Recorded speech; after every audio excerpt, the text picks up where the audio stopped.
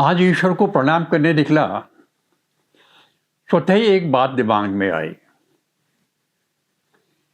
परमेश्वर ने हमें कितना दिया है, परमेश्वर हमारा कितना ध्यान रखते हैं। हर चीज हमारे लिए उन्होंने मुहैया की है फ्री ऑफ कॉस्ट। और हम कभी कभी उनका नाम लेते हैं तभी भी एक एहसान व्यक्त करते हैं कि हम पूजा कर रहे हैं। यही फर्क है हम में और परमेश्वर में।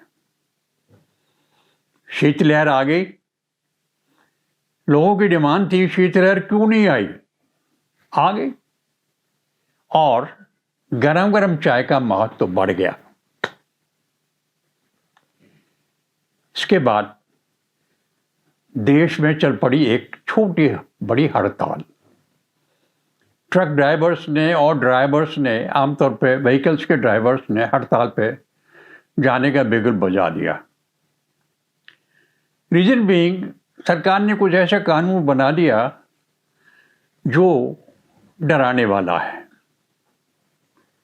मैं भी मानता हूं ये कानून वाकई डराने वाला है कि अगर आपका एक्सीडेंट हो गया तो 10 साल की जेल और 7 लाख रुपया जुर्माना। सबसे पहली बात तो है एक्सीडेंट की। Accident is an accident. उसको कोई जान मान कर नहीं करता, इंटेंशनली नहीं करता। वो थोड़ी बहुत भूल चूक या गड़बड़ी से जब गाड़ी बेकाबू हो जाती है और कोशिश करने के बाद भी बेकाबू हो जाती है, तब जाके एक्सीडेंट होता है। उसमें आदमी का या ड्राइवर का बस नहीं चलता। कहने का तात्पर्य है एक्सीडेंट कोई अपराध नहीं है। एक्सीडेंट एक अनअवॉइडेबल एक्सीडेंट है, एक घटना है जो कहीं भी किसी के साथ भी हो सकती है, हो जाती है। और उसके लिए एक सख्त कानून बना देना न्याय संगत नहीं लगा। दूसरी वाली बात आप खुद देखें, मौसम, कोहरा, रोड कंडीशंस देखें। यहां तक है लोग कभी कभी तो वो ब्रेकर लगा के उसको मार्क भी नहीं करते, और थोड़ा अंधेरा हो तो गाड़ी पलट जाए। मोड़ तोड़ इतने हैं, आदमी ड्राइवर बेदम हो जाता है। फिर बेचारे ड्राइवरों की लाइफ भी कोई आसान लाइफ नहीं होती है। सड़क पर रात दिन बेचारे चलते हैं, थकान भी होती है, आप देखें परेशानियां भी होती हैं, और थोड़ी चूक हो जाए तो एक्सीडेंट होने में लगता क्या है। पहले नियम बना रखा था, मैक्सिमम 2 साल की सजा थी। हल्की धाराएं बना रखी थी जिसमें कभी उनको छोड़ देते थे, कभी थोड़ा पनिशमेंट देते थे, मैक्सिमम 2 इयर्स। अब सबसे बड़ी बात, 7 लाख रुपया एक ड्राइवर के पास से निकलना कोई मामूली बात है क्या? वो तो बेचारे गरीब आदमी,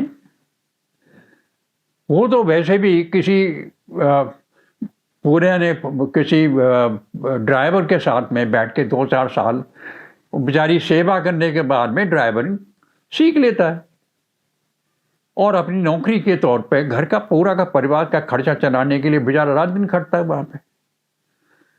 उसके लिए तो वी शुड बी सिंपैथाइज्ड। उसके प्रति कानून जो बनाया जाए वो उदार होना चाहिए। ये मेरा सबमिशन है कि हम अपने लोगों के लिए ही अगर इस तरह के कानून बनाएंगे जो व्यावहारिक नहीं है। कानून वो बनना चाहिए जो व्यावहारिक हो। जैसे देखिए आप, ब्रिटिश ने हमारे लिए कानून बनाए थे गुलामों के लिए, और 1800 के उस वक्त कानून बनाए थे, बनाना शुरू किया था। वो कानून आज तक चल रहे हैं। क्यों? क्योंकि वो व्यावहारिक है। इसलिए हमें जो कानून बनाने चाहिए वो व्यावहारिक होने चाहिए। एक रेवडी कल्चर। मैं खास करके इन चीज़ों के बड़ा बड़ा मुझे अच्छा नहीं लगता है कि हम ये फ्री वो फ्री, ये फ्री वो फ्री झूठ बोलते हैं, पब्लिक को गुमराह करते हैं, उनको लालच देते हैं।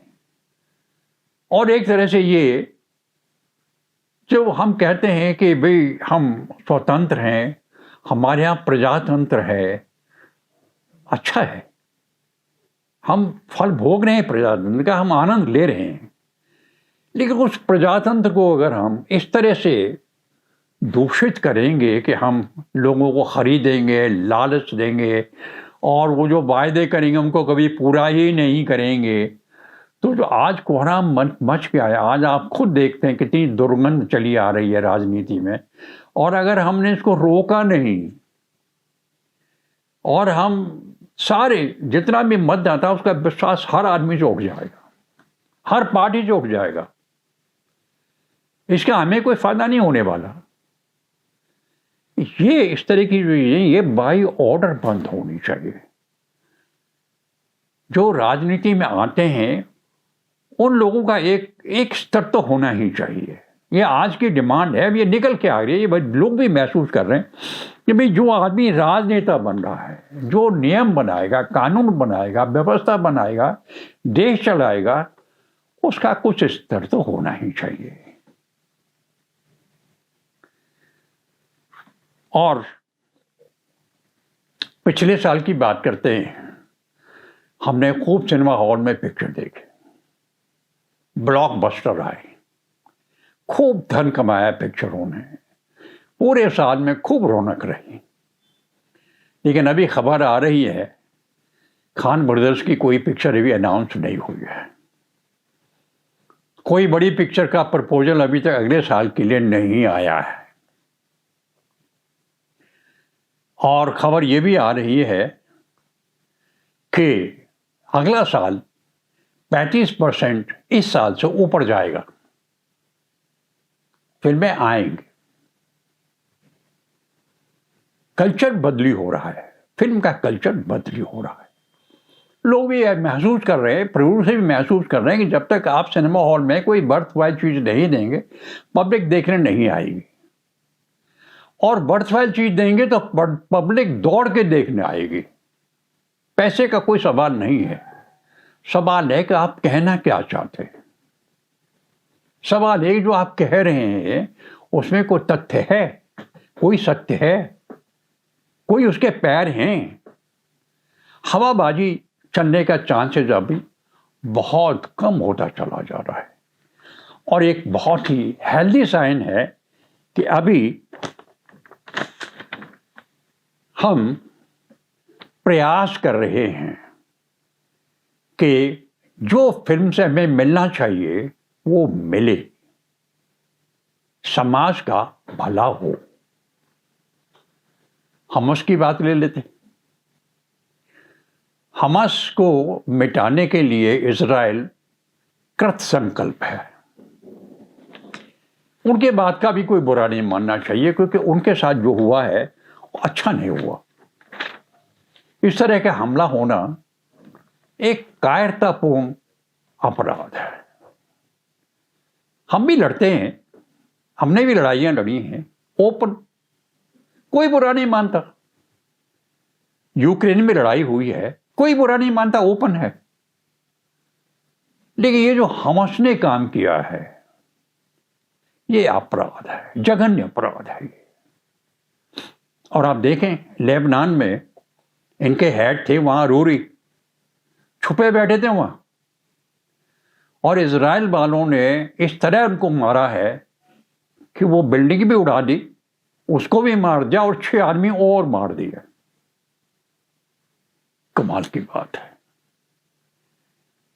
आज ये भी एक कमाल की बात है कि जो निशानेबाजी है, ये जो आजकल टारगेटिंग है उनकी, कमाल की हो गई है। छोड़ते नहीं, और इजराइल ने तो कह दिया वो छोड़ेगा भी नहीं। अभी फिर कोई 10,000 या कितने हजार सुरंगों में पता लग रहा है कि लोग अभी छुपे बैठे हैं। Now they are trying to sort out this सुरंग टाइप ऑल्सो। ये भी एक नया स्वरूप शुरू हुआ है सुरंग वाला, और अभी इसका इलाज भी खोजा जा रहा है।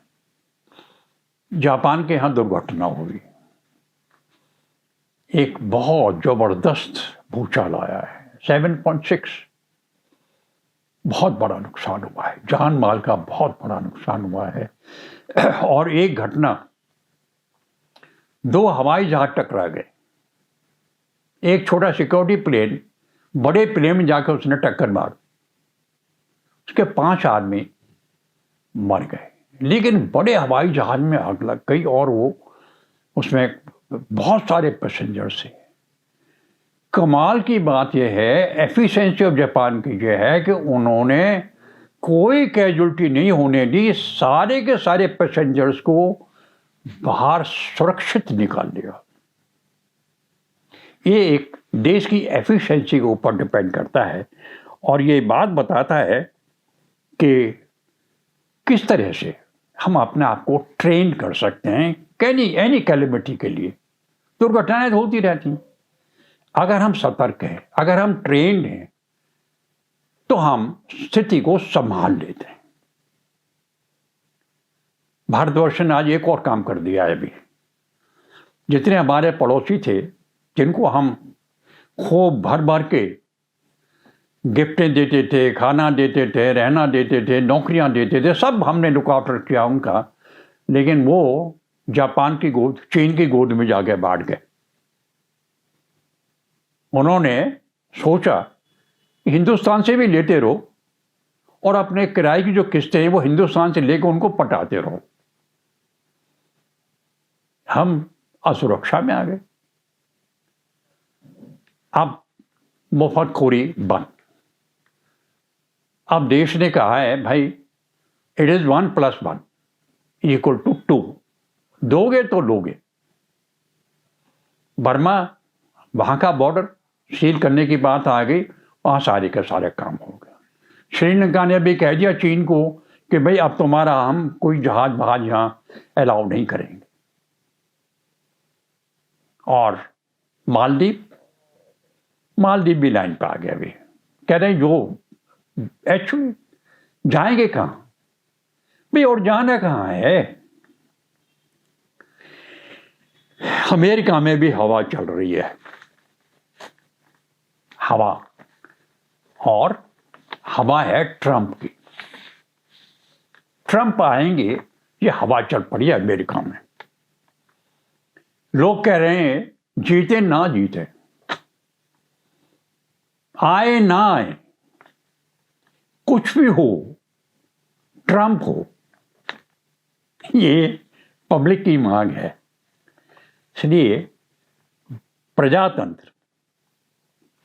प्रजातंत्र की अभी रूट्स जो हैं वो जम गई हैं, लोगों को पसंद आ गया है और इसका विस्तार होने लगा है।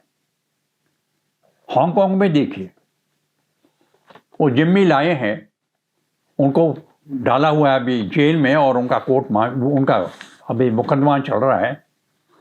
उनको पूछा, उन्होंने कहा नॉट गिल्टी, मेरा जो कुछ करना तुम करो, लेकिन हमें प्रजातंत्र चाहिए। We are not with the communism. Communism का वैसे भी पल्ला भी हल्का चला जा रहा है, लोगों को पसंद नहीं आई है। ये साम्यवाद लोगों को पसंद नहीं आया। हालांकि इन्होंने बहुत वायदे किए कि सबको ये मिलेगा, सबको मिलेगा, सब बांटेंगे, सब पाएंगे। ये चलने वाली बातें नहीं है। साम्यवाद में आप परमात्मा ने सबको समान नहीं बनाया है, तो आप कैसे बना देंगे। समाज में सब रहेंगे, और समाज वही उन्नत है जहां सबके लिए स्थान होना चाहिए, सब तरह की वैरायटी होनी चाहिए, तभी जाके समाज में बात बनती है जाके।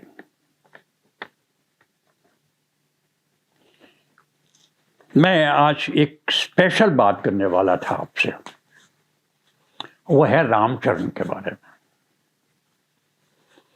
रामचरण जासूस हिंदुस्तान में चुपके से घुस गए आके, और अभी रामचरण महसूस करता है कि पता नहीं कैसे वो हिम्मत करके आया था, बहुत बड़ा मिशन लेके आया था, और लग रहा था कि mission is impossible, but now it is becoming possible. Empowerment, शक्तियां हैं, दिव्य शक्तियां हैं परमात्मा की, जो आपके साथ उस वक्त आ जाती हैं जब आप कोई ऐसा मिशन लेते हैं जो वो देश के लिए हो, समाज के लिए हो, मानवता के लिए हो, आपका अपना स्वार्थ उसमें ना हो, और आप जब बलिदान की बेदी पे आके खड़े हो जाते हैं तो दिव्य शक्तियां आपके साथ हो लेती हैं। छोटा सा एग्जाम्पल दूंगा, गांधी जी को ले ले। 2 हड्डी का आदमी था, कोई वीर बहादुर आदमी थोड़ा ही था, लेकिन जब उनके साथ दिव्य शक्तियां आ गई, पूरा संसार हिला के रख दिया था उस आदमी ने। एक कल्ट दे के गया। आज भी गांधी को कोई नहीं भूल सकता। दूसरा, मोदी जी को ले, 8-9 साल में देश की काया पलट गई। जो 70 साल में नहीं हुआ वो 7 साल में हो गया। दिव्य शक्तियां, और जब हमारे साथ ये आ जाती हैं, किसी भी आदमी, जो आदमी अपना स्वार्थ छोड़ के परमार्थ में लग जाता है, परमेश्वर उसके साथ आ जाता है। इसके बाद अब आपको मैं एक कविता सुनाऊंगा, आपके लिए लिखिए और आपको जरूर सुनाऊंगा। कविता पढ़ते हैं।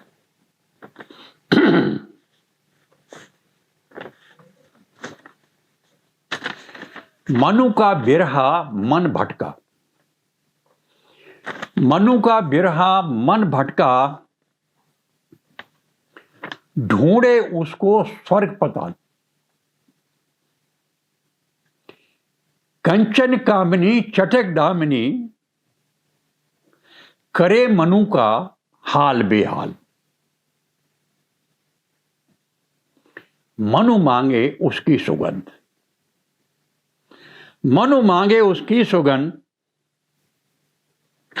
कहां खो गए तुम मकरंद। भाई पता तो बताओ, खोज के तो लाओ। मनु जी परेशान है। आज के लिए इतना ही, धन्यवाद।